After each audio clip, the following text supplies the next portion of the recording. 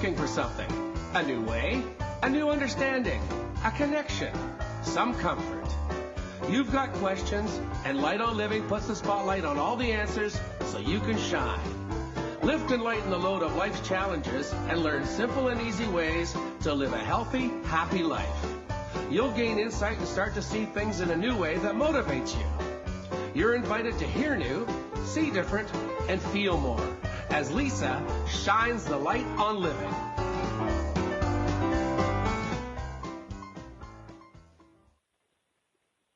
Well, welcome everyone to Light on Living. I am your host, Lisa Berry, and you are listening to Story Time for the Self-Lover series. I'm so happy today. You guys know I'm always happy, but today I don't know, there's this extra lightness in the world, and I don't know why, but it's beautiful, and I'm so happy to be sharing this with you today. But I have some fun stuff to my own little story, and how I want to start this off is I'll be reading the two chapters actually from the book, What Self-Love Got to Do with It. You guys know I'm in love with this book. Every chapter, every time I reread it, I just am so happy to do it. And the two chapters I'm going to be reading is Self-Love is Your Choice by Heather Andrews, and flipping over because it's so much fun, I'll be reading the chapter Unleashing My Inner Wonder Woman by Rosalyn Fung. Now, my mini story jumping into this, of course, I just love talking about cats, and so I have to do this one. But the two chapters are really about, as we said, choice. Self-love is your choice. And then the Unleashing Me Wonder Woman, that's about fun and powerful, but in this creative way. And I couldn't think of a better thing to share with you, that choice. Okay, everybody, it's funny. This has been a week for me of all my clients coming to me and letting me know that, nope, they don't have a choice in the matter. Everybody, you got to do what you got to do. And other people are just controlling their schedules. But the truth is, they're not. And I'm really going to be bold on that one. I'm telling you right now, they are not. This is your choice. If you are a slave to your schedule, you've created it. And I'm not blaming it. I'm not saying anything like that. But what I said is, you might want to sit down and take a look at the choices you made and what were your priorities. And here's the best way. I want to give this tip to everybody because I've lived this and I know this. When we make a choice, and that is our lives, it's our schedule, be happy with it. Because if you make a choice and you live that way and you are not happy with it, that's when we start becoming angry, blaming the victim of things. And my fun story to share with you about this is, in 2012, I made a choice about my schedule. I decided that every Friday night was going to be Friday Feline Fiesta. And now, okay, that was really a fun choice. But let me tell you, when I made that decision, it came with a lot of important values. It was really important to me to spend time with the cats. And I'll tell you why. It's like everybody else choosing like yoga night or book night. The cats to me I get to play, I get to unleash my Wonder Woman, my fun side and powerful, because it's like meditation for me. There's no judgment. It's just beautiful and fun. And we do everything from catwalk karaoke to double Dutch laser lights. I mean, it's just a fun night, and I really get to rejuvenate. And so let me tell you, that choice didn't come as easily, because you know how many things are on Friday nights, how many things you're invited to, how many events, whether it be for work or fun, because it's parties and things like that. Now, not to say that I always over, been, 8 years now that I've been doing this. It's not to say that the odd Friday, it hasn't changed, but I was happy with that decision, and I never felt, I have to have Friday Feline Fiesta. It was never about that, because I made a choice that I was at peace with.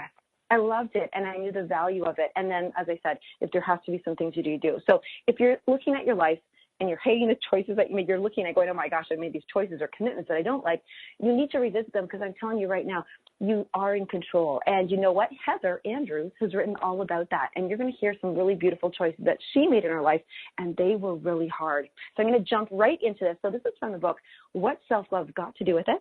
And actually, Heather Andrews is the publisher, and she gathered all these beautiful co-authors together, and that's why I'm really happy to read her chapter. So here we go. Self-love is your choice. Man, I'm checking my time because it is a good one here. Okay. Why is it that in today's world we can talk about the bad things that happen to us and people comment on social media with empathy, embrace the negativity, and root you on? Or better yet, agree and support you as you blame the situation or person for the bad day you're having? Are you sitting there shaking your head in agreement or thinking I'm crazy?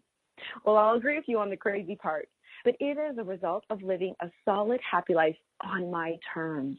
I love that. I support others in their dreams as they go out and create a different story for themselves. I refuse to live a life that is full of excuses and blame. I've always been a self-confident career woman, but my sense of self-worth has climbed mountains and plummeted to the sea floor more times than I can count. I have played the empowered female, the victim, and the blame game. I have ventured down the road of being the biggest cheerleader at my pity parties to being in shock at someone giving me a compliment in my high-end managerial role on a job well done. I was a people pleaser, but viewed it as being a mentor to others. It didn't matter what I sacrificed, whether it be family time, date nights, I'm going to sneak in here, Friday Feline Fiesta, holidays, or self-care. Until recently, something or someone always came before me and my needs. As I sat in my managerial office, that's a big word, managerial office, I thought I had reached my full potential until I retired, as I was highly esteemed, respected, and well known by my peers and industry. I had it all. I was living a corporate dream. My identity was titles, mother, wife, and whatever else came my way, depending on what I was doing. The more I did, the more important I felt. I'm sure you'll be able to relate to that. Well, it played havoc with my life without me realizing it because I refused to look and see where I was at in my constant doing. I was stressed out, and it affected my relationships. I was not fully present for myself or for the people that loved me. It looked all well and good, but even in my best moments in my job, I second-guessed myself that I was doing everything right by other people's rules and expectations. I was trying to please everyone, to make everyone happy. Well, you can only carry a load like that for so long before you begin to crack, feel empty, and start to resent everyone and everything around you, including yourself. I've told the story of me leaving my managerial role many times because it was such a life-changing event for me. It set the foundation for everything I have built with my mind, heart, and soul. I share my story again and again because I know people can relate to a job restructuring. People say, "It was just a job, you'll find another." True, but when your job is all you've worked for, when you are dying inside because you feel worthless, wondering how you'll feed your family, well, that statement becomes nothing but bullcrap. It is taking me 2.5 years to arrive at a place where I trust my intuition and can live a full, happy life. I stand tall in my vision and my values, and I'm proud of what I've created. My social media feeds are some of the happiest out there because I have bottomed out and come back. I do whatever it takes because I'm passionate, worthy, deserving, and committed to my clients, co-authors, and even people I have not yet connected with. We are rising and changing the future for women, men, and children for generations to come. People tell me I am inspiring, and I'm humbled. I am here to serve you by pouring my heart and soul into helping you share your story. I want to release people from their past and help them understand that they have a choice. The word is powerful. Choice. It is the game changer. The day I got my walking papers from my job, even though I felt powerless, I knew I had a choice. When I left my dysfunctional marriage at 24 and got on a plane to Saudi Arabia, I had a choice. When my husband was deployed to Afghanistan, leaving me to solo parent 3 children, I hit my emotional wall and gained 30 pounds. I still had a choice. When my dad died and my mom was alone, I knew I had a choice. When I lost my job, I knew I had a choice. The only time in my life when I did not choose well was when I chose to believe I was not worthy and good enough. I chose to believe I was not pretty enough, not sexy enough, and not good enough because I was not skinny like all the beautiful family members who told me I was fat as a kid. That is such a tricky line. So I have to say that all over again. I remember when I was doing the audio recording, I stumbled on this one too. And not good enough because I was not skinny like a beautiful family member who told me I was fat as a kid. Now, who can relate to that? It is amazing that I can remember that even though it happened so many years ago. I have lived my life always wanting to be skinnier than I am. In the past, I based my worthiness on my waist size. It's crazy. Now, as I approach my 48th birthday, I am the strongest, healthiest, and happiest I've ever been. Why do we let ourselves believe that we are not worthy? Why do we live in fear of what others think? How will we be judged if we fail? All this does is create internal conflict. We live a conflicted life in what we hear, what we read, see, the upbringing we've had, and the stories we tell ourselves and when we look in the mirror. We are conflicted with ourselves with what we see. In a recent webinar, a mentor of mine said that there were 5 types of conflict. Man versus man, man versus society, man versus technology, that's me, man versus self, man versus nature. In this chapter, I will refer to man as human. So, human versus human. This one comes down to our interactions and connections with other people. We have a choice on how we react to other people, the roles they play in our lives, and the impact they will have in our lives. It goes back to what I said earlier about looking outside of ourselves for our self-worth versus looking inward and knowing in our hearts that we are unique individuals. Once you recognize that you can either choose to believe what other people tell you, or you can believe in your intuition and what's in your heart, what you receive in this world will change. There is choice, but communication is key to translating what your choices are to those that are impacted. When it comes to human versus human, conflict occurs because people aren't always equipped to have difficult conversations with a win-win in mind. Words can hurt and cause harm if we allow them, especially if we are taking our cues from the external environment to measure our own self-worth. God, that was so good. I want to say it again. Okay, I'm going to. Words can hurt and cause harm if we allow them. It's a choice. Especially if we are taking our cues from the external environment and measuring our own self-worth. I remember I attended a class in my leadership certification. The teacher mentioned that only 3% of society knew how to effectively handle conflict. Why is this not taught to our children outside the home? We would all be more empowered if we knew how to show up effectively by playing nice and really listening to what other people have to say. It's a lot easier to love yourself when you feel empowered. The aha moment. I choose my words, so I am partly responsible for how they affect others. Human versus society. Society is a tricky place. I love that. I always say tricky. Social media is everywhere, and we must apply boundaries to our usage of it if we don't want it to consume us. We are bombarded with photoshopped images telling us how we should look.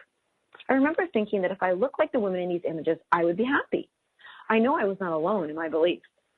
In my first marriage, I believed that being in a subpar relationship was better than being alone, but I was alone anyway. We slept in the same bed at night, but we did not love or communicate with each other. It also takes me back to when my husband deployed to Afghanistan and my kids were in activities 7 days a week. I was so freaking tired, and I had reached my max. I showed up to work in a bad mood, negative and full of blame. I made excuses for not eating healthy. I deserved my French fries. I was not holding myself accountable, and that is when I made a choice. I decided to cancel some activities and take back my life. It was one of the most empowering choices I'd ever made. And you know what? No one said a word to me. No one judged me and called me a failure as a parent. The aha moment. No one cared because they were too busy dealing with their own chaos. Human versus technology. Technology changes faster than we can keep up. It has connected us globally, and having information at our fingertips is so powerful. We can build business teams online and communicate with our friends near and far. We can see pictures of kids growing and talk face-to-face with our relatives in distant countries. It keeps us close to what is happening in the world, and it can bring people together when they have a common goal. The downside is that we have become available 24 hours a day, 7 days a week. Constantly being accessible and plugged in can be very stressful and detrimental to self-love. Unless you turn off your device, you can always be found and contacted. We like to be constantly busy because it makes us feel important and wanted. We often affiliate our self-worth to our little handheld devices or computers. It's a symbol of self-gratification, if you want to call it that.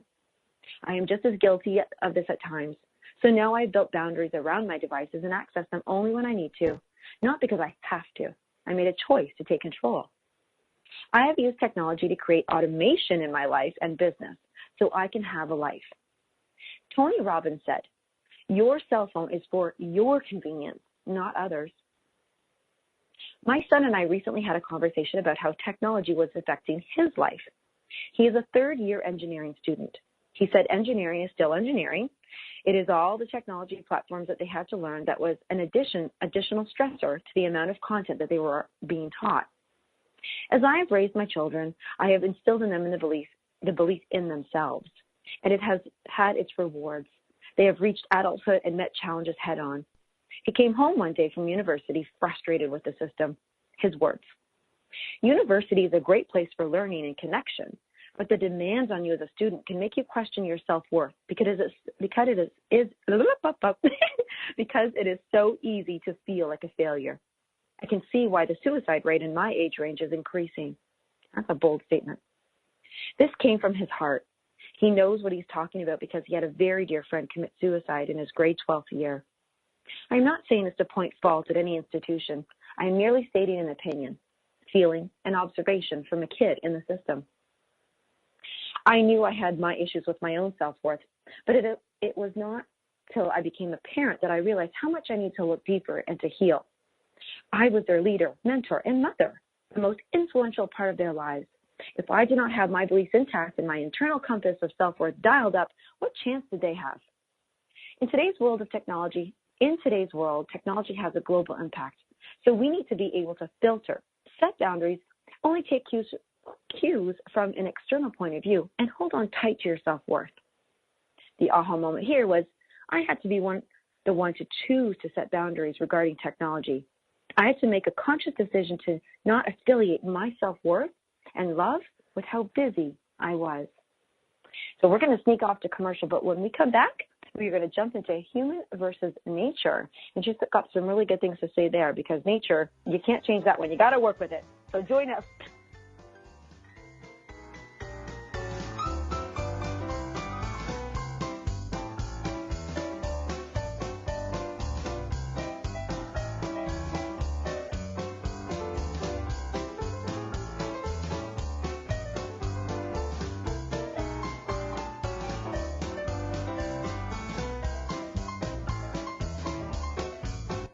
The best of the holistic, spiritual, and conscious world. OMTimes Radio. IOM-FM. Humanity Healing International is a small nonprofit with a big dream. Since 2007, HHI has been working tirelessly to bring help to communities with little or no hope. Our projects are not broad mandates, nor are they overnight solutions, but they bring the reassurance that no one is alone and that someone cares. To learn more, please visit humanityhealing.org. Humanity Healing is where your heart is. My name is Victor Furman. Some call me the Voice. I've always been fascinated with human nature, spirituality, science, and the crossroads at which they meet. Join me Wednesdays at 8 p.m. Eastern on OMTimes Radio, and we'll explore these topics and so much more on Destination Unlimited.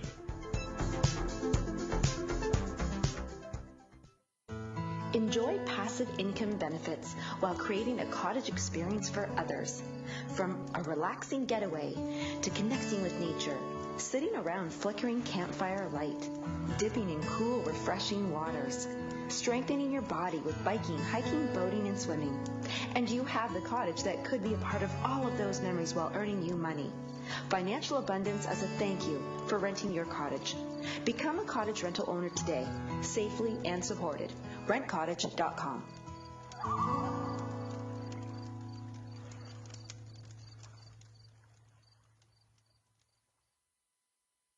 In the wake of a disaster, what one thing can you send that will help people the most? A blanket, a tent, a sandbag, a doctor. Actually, if you send a monetary donation, you send all these things. Even a small donation can make a big impact and can quickly become exactly what people affected by disaster need most. In the wake of a hurricane, your monetary donation can make a huge difference to those in need. To donate, visit supporthurricanerelief.org. That's supporthurricanerelief.org. Brought to you by the Ad Council.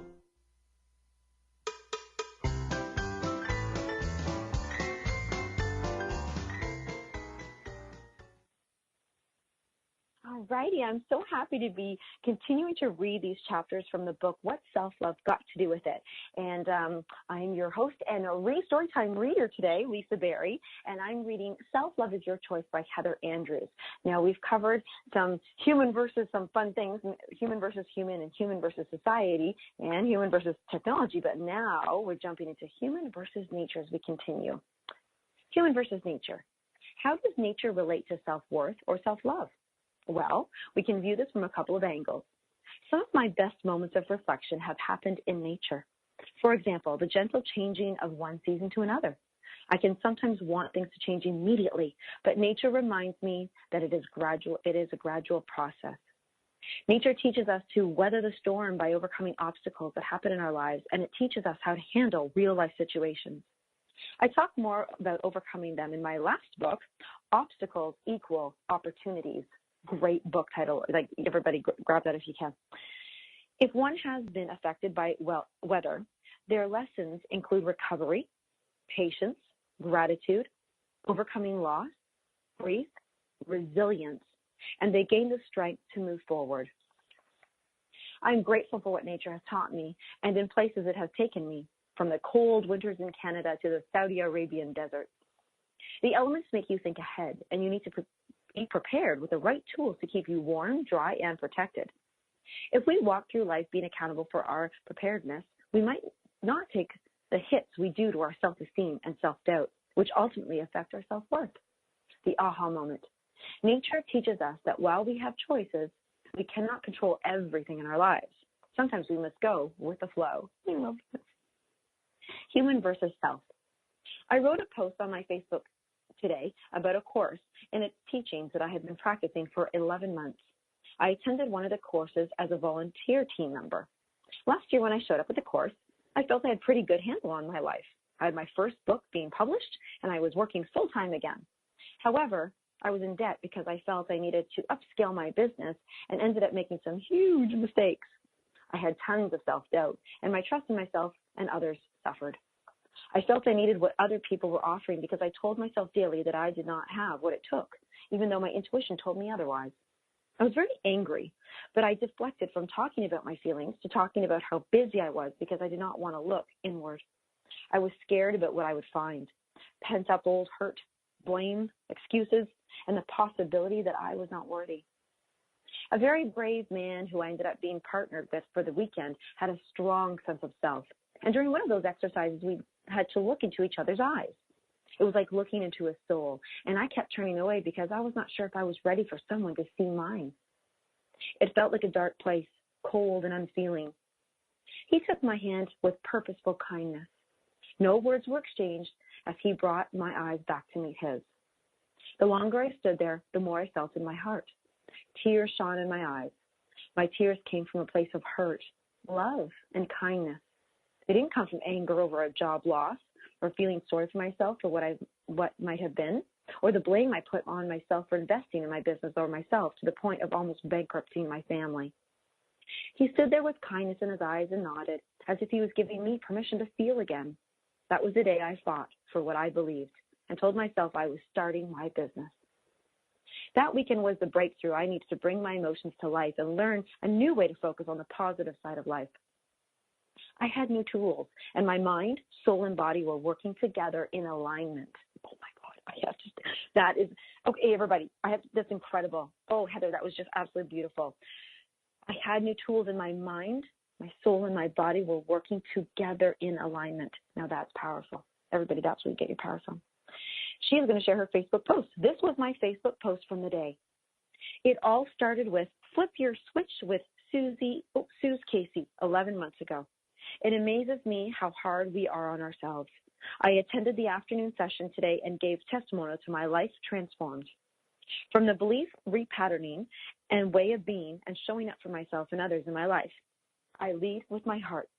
I trust again, and I am so blessed by listening and taking a chance. The results of my life are more loving human in my relationships, found my self-worth and trust within, have put a filter on the yucky stuff in the world and know how to move past it, empowered emotions, sense of calm, peace, and happiness, kicked fear to the curb. Found my dream business, which has grown 95% in 6 months. Trusted my path and surrendered to process. Followed my gut. Elevated my life. We must lead by example. If I talked to anyone in my life the way I used to talk to myself at times, I would be friendless. I was mean to myself, and I allowed myself to believe that I was worthless, that I was a worthless reject. There was no room for self-love among my self-hatred. I did not respect myself enough to stop the negative talk, take care of my health, and trust in my inner guidance to know I could build my business without spending more money. The lack of trust also showed up as not completing any new course or sticking with any commitment. My journey did not stop at that one weekend. I had many more universal slaps to learn lessons about self-love over the next 4 months. I have utilized the tools I've learned on a daily basis to rediscover my self-love and self-worth. I've completed over 100 hours of transformational weekends and coaching. I've gone back to my childhood and dealt with every belief, statement, and negative piece of anger that I have carried. I have cried, written letters to myself, and beaten the floor with the angry sticks, all in safe places with the guidance of professionals. When I forgave myself for treating me so horribly, I was able to grant myself permission to love me. I wanted to free myself from hatred and wrath and instead hold myself in loving arms. I allowed myself to surrender to the process. With the power of I am affirmations and understanding who I was and what I stood for, I learned that I am a committed, passionate, and deserving human who could love herself and serve others because Heather is an awesome human who cares so much for mankind and loves deeply. I had to say that. Yes, I will grant myself the permission to say how hard I have worked to build my business, love those around me, and hold them close. I have modeled the way and shown others that it is okay to love who you are and be the version of your unique self. I am proud of my Facebook posts and what I have created in my business, my life, and my relationships. I asked for help and support, and above all, I shut down the negative chatter. It has its time and place to keep me alive, but above that, I stopped long enough to reset and ask my body, soul, and mind if we are all in alignment as we move forward. Aww. I react, yes, but I do it from an empowered space, looking for resolve or lessons learned while holding myself accountable. Gone are the excuses, blame, and anger. I know it has been working because for the last 3 months, money has been tight, but we always had enough because I needed to spend time on my business producing and creating while working on my team and on automation. I have found that the resources to cut my debt in half, build my business by 95%, and finance the remainder of my loan. I am happy and peaceful, and more importantly, I love myself. Since I have found my happy spot, my stress has decreased, my resentment and anger has diminished, and I have lost 22.5 inches from my body. We often come at our life fulfillment with the concept of I'll be happy when I achieve X or Y. Well, what about happiness during the journey?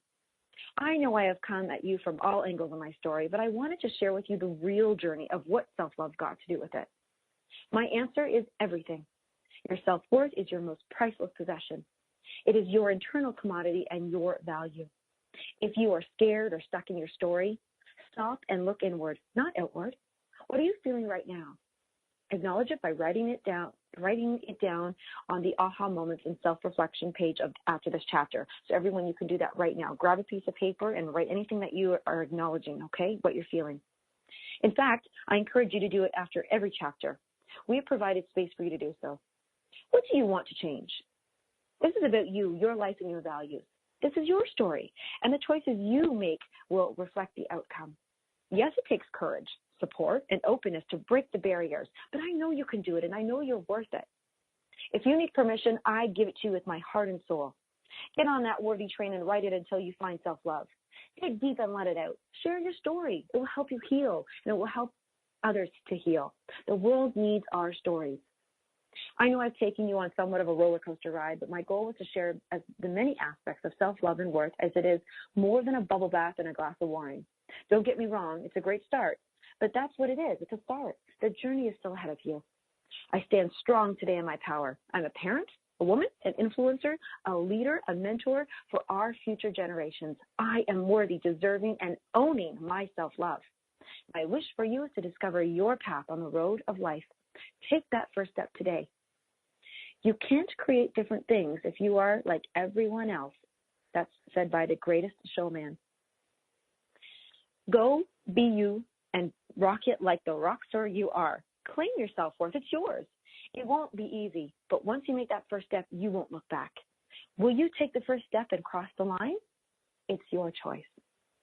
Oh, Heather. Oh, I just love that. And I love the aligning. It's just, everybody, as we close out and we are going to go into the next beautiful chapter by Rosalyn Fung, I want to say, when you're in alignment, it's just fun. It's just peaceful. It's just knowing and clarity. And you know what? When you're out of alignment, you know what that feels like. You get like a sore hip or an out of whack shoulder. Imagine your soul having that. So, big breath, everybody. That is just so wonderful. Thank you so much, Heather Andrews, for writing that chapter. And we are going into reading Unleashing My Inner Wonder Woman by Rosalyn Fung. That's F-U-N-G. All right, here we go. Oh, gosh, a bold statement here. Imagine me naked. Okay, almost naked. Just wearing an itty-bitty black string bikini, tanned and greased up. I'm standing on a stage, my muscles flexing and popping as I'm doing my quarter-turn poses in front of the panel of judges. There are hundreds in the audience. I'm wearing number 72. I'm standing there, showing off my, perfect quote, fitness model bodybuilding physique, paired with a smile that hides the pain. The pain of enduring months of severe dieting and uncertainty and anxiety about whether the judges would think I'm good enough to place in this figure bodybuilding competition. This was the nature of the game. We are there to look our best, not necessarily to feel our best. How often are you more worried about what you look like when you're feeling trapped on the inside? How often is your confidence heavily reliant on how you look? We live in a world so hyper-focused on image and weight. So, my aha moment occurred when I realized that after 10 years of dieting to chase this perfect body, I didn't actually achieve the happiness and peace inside that I hoped to have. This is my story. It's our story. Flashback to 1991 when my parents decided to put me in an etiquette workshop for girls, and the teacher pointed out that a little protruding belly on my 9-year-old body was wrong as I stood in front of my peers. Shame and embarrassment flushed over me as I stood shaking in front of a group of girls my age. I was speechless. Shortly after this incident, Jeff, the boy sitting beside me in class, told me that Carla, the most popular girl in our grade, said I was the ugliest girl in grade 4. Then there was a time when I was proud of myself for getting an 80% on my math test, only to be met with what happened to the other 20% when I showed my parents. These were only a few examples of experiences I had growing up as a young girl. I was confident, happy, artistic, athletic, smart, carefree, or I perceived myself that way until the outside world told me differently. I got messages that I was not pretty enough, skinny enough, or smart enough. And after a while, I began to believe those messages. I learned that I was not enough. To compensate for not being enough, I started to become an overachiever, a perfectionist, and I developed a type A personality. I would constantly beat myself up until I achieved my goals, and even then, it wasn't good enough. I was never satisfied. When I was 18 years old, my boyfriend was drooling over a cardboard life-size cutout of Britney Spears, who had the Hollywood hot body at the time. I was so insecure that I immediately compared my body to this stupid life-size cardboard cutout and felt like I didn't measure up. I made it my mission to get the perfect body through dieting and bodybuilding, so I too could feel worthy. You know what happens when shame and dieting come together? It's a formula for an eating disorder. My preferred method of disordered eating was binging. I would restrict my food intake to ensure I stayed in my low-calorie range. Then on cheat days, I would binge on every single food I could think of that the diet didn't allow me to eat, including foods that I didn't even care for much. Well, afterward, I would feel guilty, beat myself up for not having enough willpower, and punish myself by doing hours of cardio. Then, in 2008, I decided to take it to the next level and push my body to compete in a figure bodybuilding show. It was at that moment on stage, with that perfect body, as I was posing in front of the judges and audience, that I realized that my life had come to be so narrow, so rigid, and empty. It was a real reflection that my drive to be good enough, pretty enough, and smart enough so that I could finally live, oops, she's going to swear, live a fucking happy life was a total failure. I realized that at that point in my life, I was a high-performance, successful woman. On the outside, I looked like that I had my shit together, that I was happy and confident. I was a karate instructor and a role model for kids, teens, and adults that I taught. I had an amazing new husband, and I was a new psychologist in a budding private practice. Despite all my successes, I did not feel truly fulfilled, and I couldn't understand why. Shortly after my breakdown, I was introduced to learn about a powerful transformative method called Hakomi. Hakomi means how I stand in my relationship with myself and how I stand in my relationship with others. It is an incredibly life-changing method that combines psychology, neuroscience, and spirituality to resolve any issue in your life.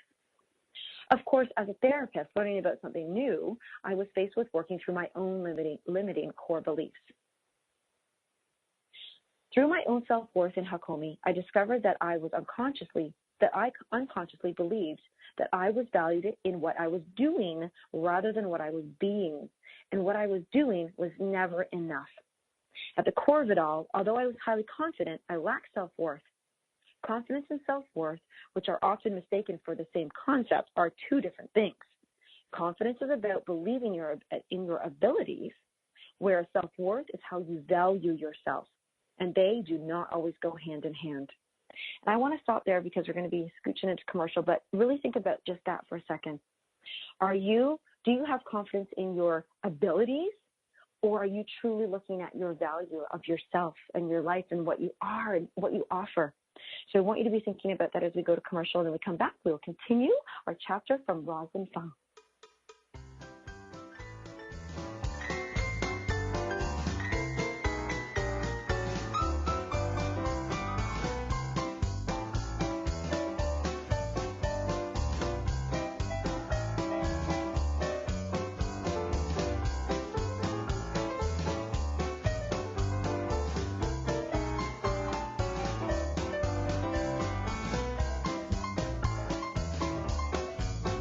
The best of holistic, spiritual, and conscious world. OMTimes Radio. IOM FM. Ascending Hearts is no ordinary dating site, but a spiritual dating site with a purpose, to link you with your soulmate. We engineer the serendipity so you can trust that you will attune with someone that has the same matching vibration as you. Ascending Hearts, the conscious dating site for the spiritually aware. Try Ascending Hearts for free. AscendingHearts.com. Grab a cup of tea or a glass of wine and tune in for Inspired Conversations with publisher Linda Joy on Tuesdays at 2 p.m. Eastern. Linda creates sacred space for leading female luminaries, empowering authors, heart-centered female entrepreneurs, coaches, and healers. A soulful venue where guests openly share the fears and obstacles they've overcome, wisdom and lessons learned, and the personal journey that led them to the transformational work they do in the world. Inspired Conversations to empower you on your path to authentic, soulful living.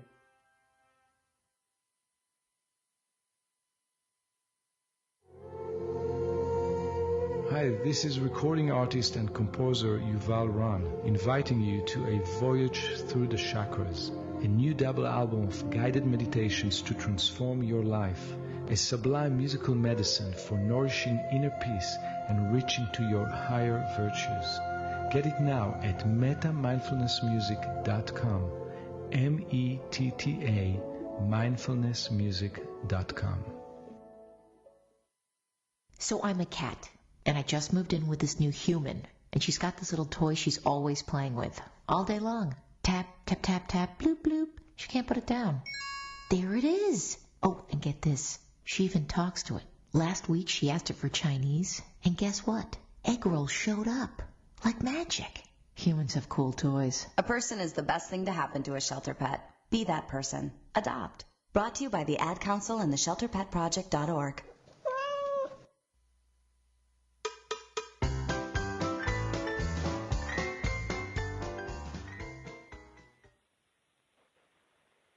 Oh, thank you, everybody, for joining us for Story Time for the Self-Lover here on Light on Living. And I'm your host and reader, Storytime sharer, Lisa Berry.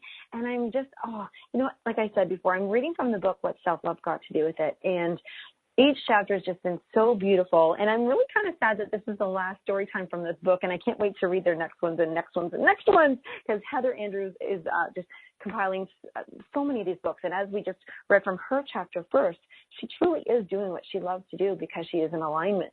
And as we're reading right now, the chapter from Rosalyn Fung, who I've actually been able to get to know off air quite well. She's a fabulous coach, and I just wanted to say that about her. And as she shares these in her chapter, really about, she was placing so much her value on what people thought of how she looked and where her confidence was coming from. And we left off with really hearing about her confidence is about believing in your abilities, whereas self-worth is how you value yourself. And so when we do talk about self-love and self-worthiness, and look at your value, and everybody, that's cute. Everybody is valuable. Everyone listening right now, you are valuable. And if you don't think you are, I want you to write to me and I will tell you how you're valuable, okay? So let's continue on with her chapter. All this time, I was unconsciously driven to do more, be more, and have more, just so that I could be happy and fulfilled. As I did my own self-work on changing my limiting core beliefs, I learned, and you know what, everybody, if you don't know what your limiting core beliefs are, I have to just say this. You know what, I'm going to talk at the end if I have a moment, but limiting core beliefs, if there's something out there limiting you in your life, that's what the limiting core belief is. So as I did my own self-work on changing my limiting core beliefs, I learned how to build my own self-worth. I transformed from thinking I was not good enough to knowing and claiming my power and truth that I am enough. I started showing up in my own relationships with myself differently. I learned the beauty of stillness and coming home to myself. So beautiful. I learned to truly value myself and love myself. As a result, I started showing up in the world differently.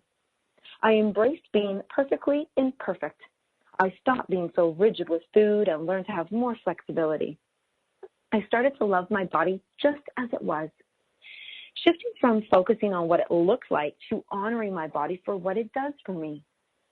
Hakomi deepened my relationship with myself and the work I did with my clients. It was so life-changing that it was a no-brainer to become certified as a Hakomi practitioner, and now it is the foundation of my life and how I work with my clients. Hakomi helped me believe in myself so much that shortly afterward, I went on to become certified as an eating psychology coach, as I realized that I went through my own journey so that I could share my gifts to help others heal their body image and food struggles. I was also blogging at the time about my own journey so that I could inspire others. I posted a before and after photo of myself. However, they were not your typical before and after photos.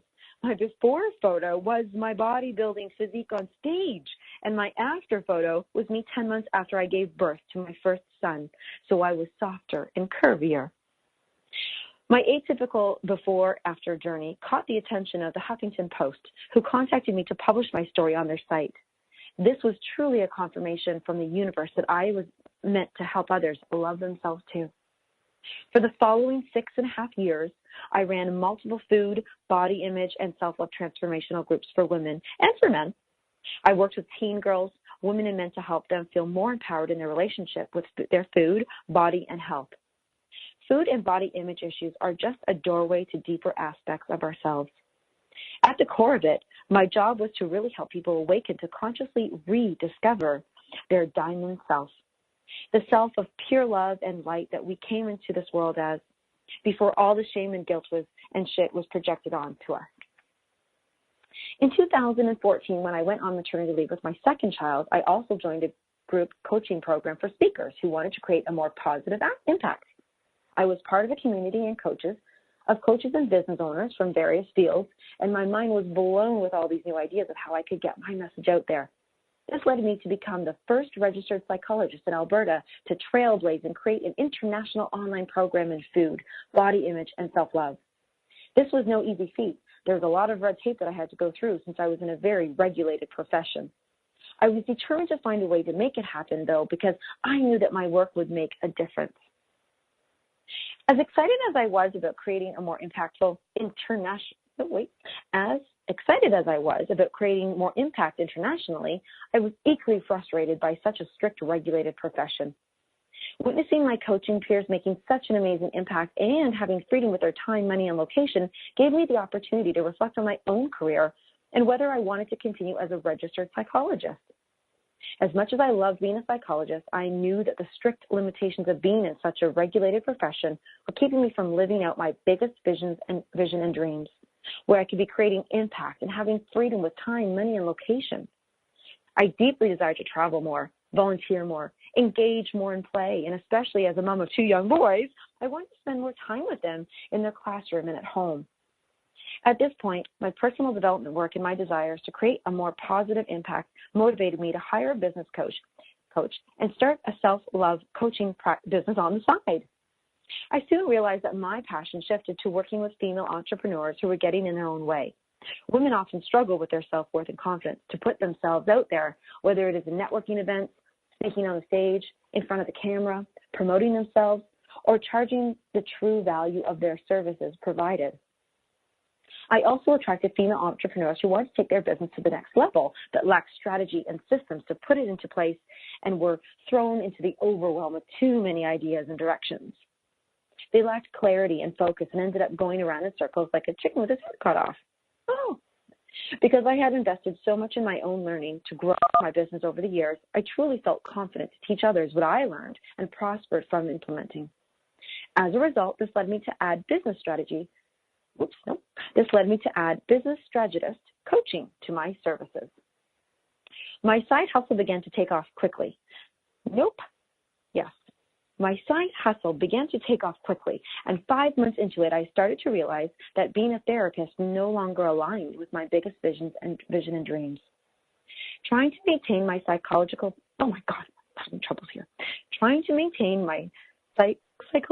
practice was hindering my ability to grow my coaching business even more. I realized that I needed to take another leap of faith and retire my 10-year successful psychological practice and make more progress to live out my biggest vision and dreams. I believe the seed was planted in my head back in 2014, but I didn't admit it until 2017. However, halting my psychological practice didn't happen right away as I wrestled with my inner critic and fears of letting go. My inner critic was saying things like, how can you leave such a successful career and start all over again? Who's going to come to see you if you're not covered under benefits? You have a young family. Are you sure you can do this? What if you fail? On and on it went. Retiring as a psychologist was one of the most difficult journeys I've had to endure in my career. It required me to work through another layer of my own self-worth issues. I didn't realize how much of my own identity had been wrapped up in this prestige title of psychologist and the status that came with it. I had to really work through my own grieving process and loss of identity as a psychologist. It was a huge part of not only my identity, but my self-image. More than ever, I had to practice what I preach with my own clients to help me tame my own inner critic. Finally, about 6 months after coming to the realization that I needed to retire my psychological profession, I gradually surrendered and turned to my inner critic and thanked her.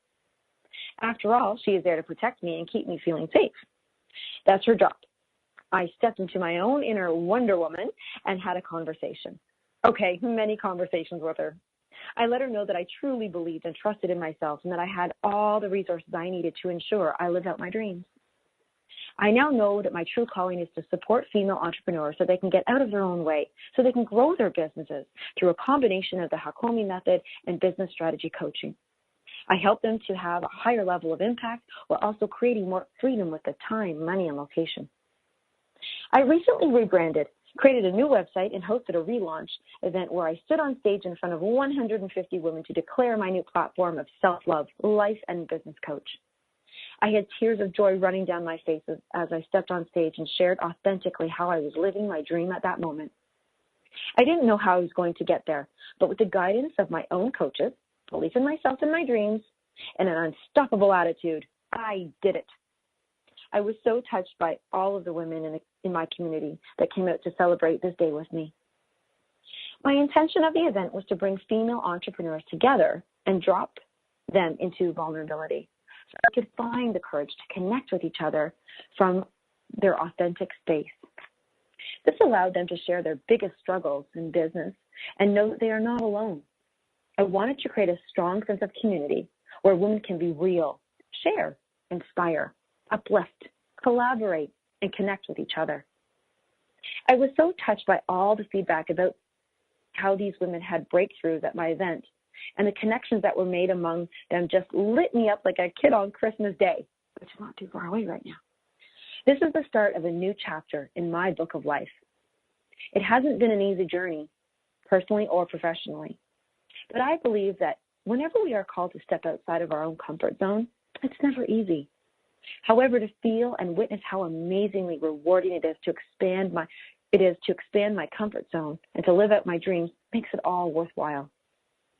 I believe that life is an adventure, and if we don't take the opportunities to grow, to create, to expand ourselves, we stay playing small. You are not meant to play small. My wish for you is to choose love over fear. Explore and expand your boundaries in a way that's in alignment with your greatest dreams. Anything is possible when you put your mind to it and take action. I believe in you. You are worthy of living your most abundant and joyful life. That was so beautiful, and I love how the two themes really, alignment. Alignment was such a big thing about choice and growing and living your dreams. And there's no reason why we cannot live our dreams. And that's even that's a negative to say that. You can live your dreams. I think that's so cool just in the ending there when she writes, when this Rosalyn Fung says, my wish for you is to choose love over fear.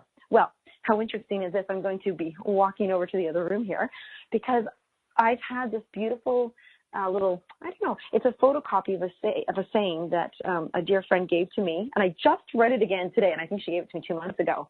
And it says, which I love this, your mind is either a miracle maker or a miracle breaker, depending on whether you're listening to the voice of love or the voice of fear. And I can't even believe that's so crazy pants that just even came up about the love and fear. And that was actually from Alexi. I want to say she's a phenomenal stoveless cuisine chef. And I love being able to, when you align, and this alignment, this whole business of aligning, you think, oh gosh, okay, well, what does that mean? It means that when you do make a choice and when you do take action, that you not only chose to do it, you chose to do it, but you chose to do it from the right place of that voice of love and not voice of fear. I always know when I'm making, you get that little intuition, you think, oh, I said yes, or I shouldn't have done that, or I'm committed to doing something, and you can just feel it. Now, Rosalyn actually talks about stepping out of our comfort zone in her chapter 2. So this is why it's so important to take the time to know your own language, because stepping out of your comfort zone doesn't always mean fear or wrong. It can feel a little bit off at first, like, oh boy, here we go, I'm getting ready to grow. And I love the saying, I kind of created the saying called grow, then glow, because you know it's right. You know that the choice is coming from love when you know that after you take the step, even if it's uncomfortable, that you're going to love yourself even more for it. But if you have so much fear around it and it's causing physical, pain and ailments, and that other people are really responding to you and reflecting that the wrongness, the negativity of it to you, and that once that decision or thing happens, if it's just going to get you just money, if it's just going to get you the position, if it's just going to get you the compliment, but you're not going to feel good about it, then that's how you know you're out of alignment.